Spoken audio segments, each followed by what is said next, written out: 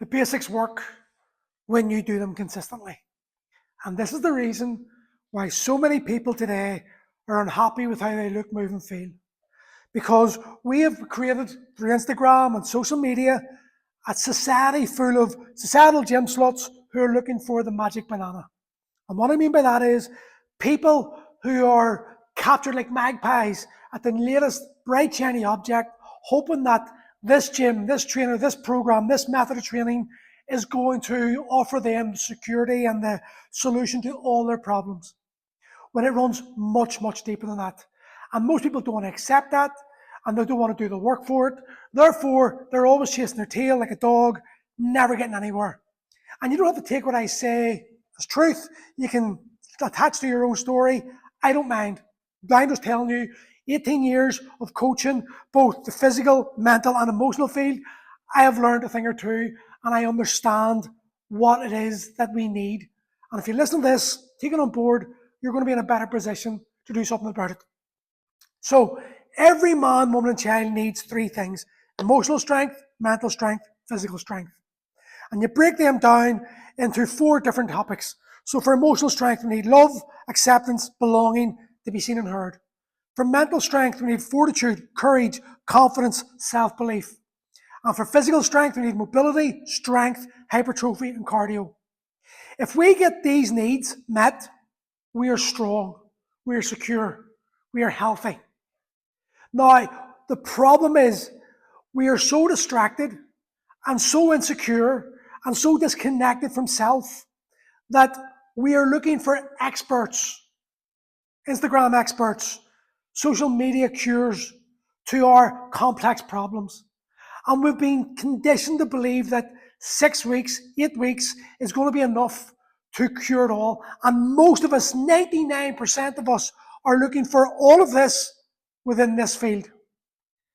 And we have elevated young adults, 25-year-olds, with genetics that have been gifts from God and six packs and beauty as the experts to give us the solution.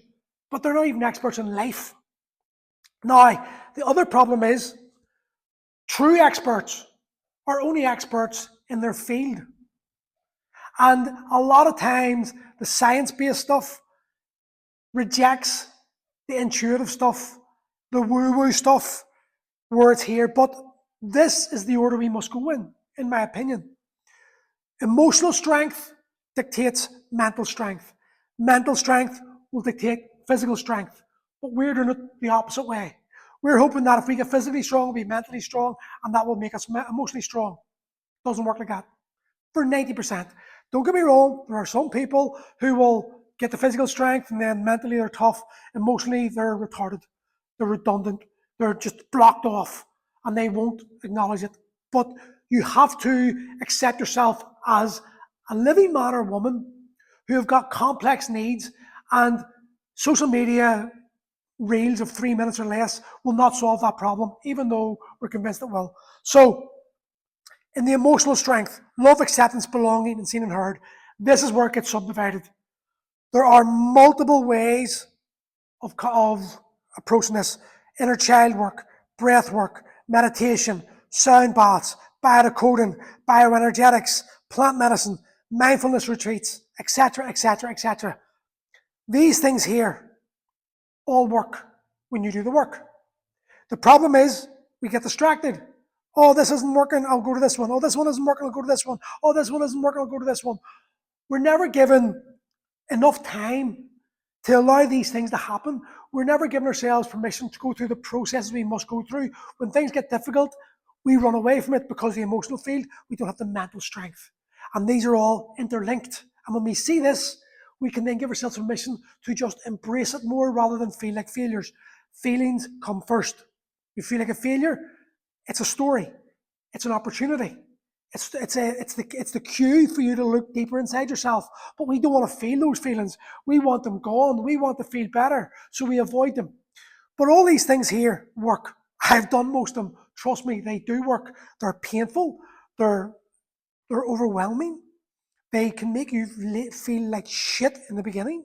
They really expose things that your subconscious mind has locked away. But They are the key to the foundation to helping you move forward.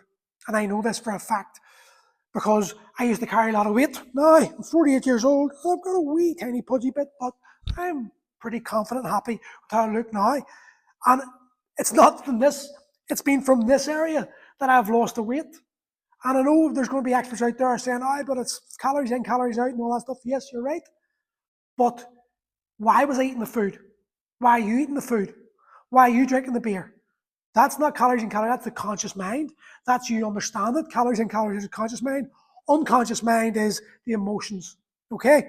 So then we go into mental strength, fortitude, that ability to just see through and just not let yourself get bogged down. Courage, recognizing the fear that's holding you back and stepping into that regardless. Confidence, believe in yourself, self-belief, again, similar thing. And you've got, again, we go into subdivided, and we've got multiple ways of tackling this. You've got cognitive behavior therapy, CBT, you've got dialectic behavior therapy, DBT, you've got classic counseling, you've got life coaching, you've got journaling, you've got cognitive restructuring exercises, and you've got psychotherapies, psychologists, all these different methods, and they all work again. They will all work. And again, then we go to physical strength. You need mobility, you need strength, you need hypertrophy, you need cardio for a combined proper program that's going to impact the average mum and dad. And then you've got the options of bodybuilding, kettlebells, calisthenics, Olympic lifting, powerlifting, CrossFit, high rocks, running, swimming, yoga, Pilates. You've got all these things. Now here's the problem. The experts in each of these fields will be an expert in one or two of these fields. One or two of these fields, in one or two of these fields. And they're going to promote their method as the way forward, as the best way. And they're justified in doing so because in their experiences, it's worked for their clients. But what they're not going to admit to is the amount of clients it didn't work for. For example, let's take me. I am a kettlebell head. I love calisthenics. That's about it. Mobility. But I'm not in the bodybuilding, not in the Olympic lifting, not in the powerlifting, not in the CrossFit, I call it, high rocks, the retarded brother of CrossFit, running, swimming, yoga, Pilates, not my thing. But I'd be very arrogant and ignorant to say that these things here are useless. I've got great friends who are phenomenal bodybuilders, who are so knowledgeable when it comes to their nutrition and the hormonal response, they have forgotten more than I'll ever know. I've got a very rudimentary, very basic way of diet.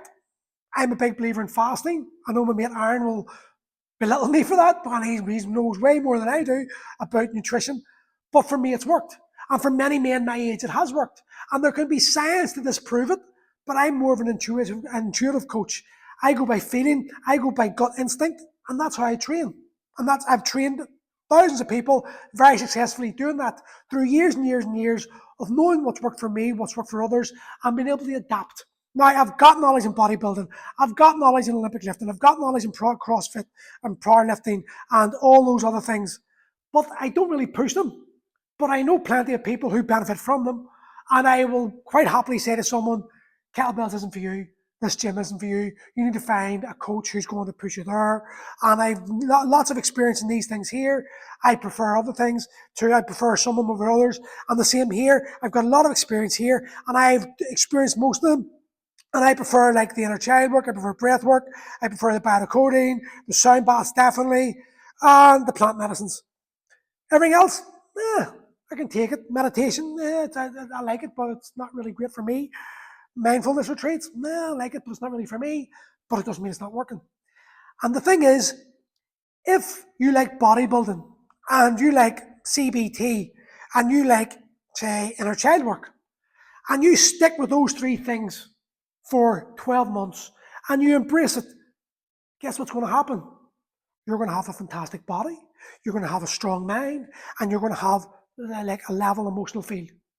And if you like kettlebells and you like classic counseling and you like, biocoding, guess what's going to happen?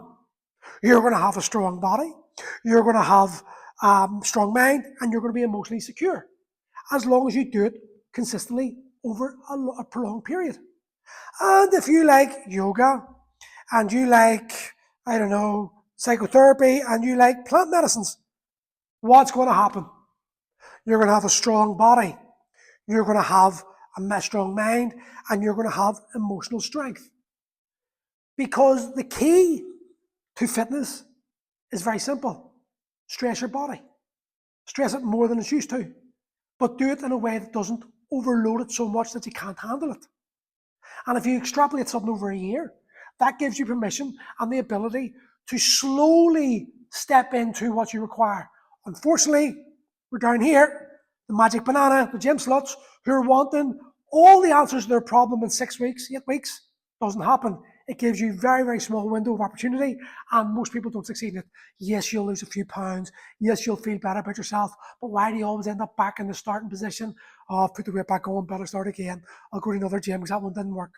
You are the common denominator in all of this. And when you can just make peace with this, then you're going to be in a much better position to do something. This is why Primal is slightly different to other gyms, because we engage all of it. I'm experienced in all of it. I believe in plant medicines, as all you know, but I don't push plant medicines to everyone. But sound baths, absolutely.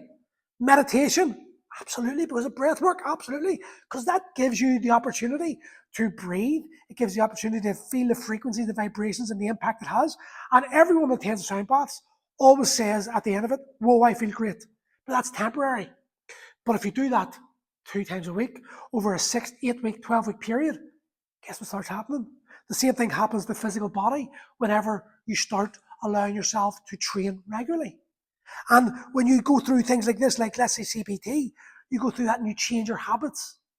All of a sudden things change for you. But you're not going to cure yourself in 1 or 2 sessions CBT. It's got to be prolonged. This is the problem. We don't want to take control of these areas over a prolonged period of time. We want them all sorted out yesterday. We want them sorted out today, tomorrow.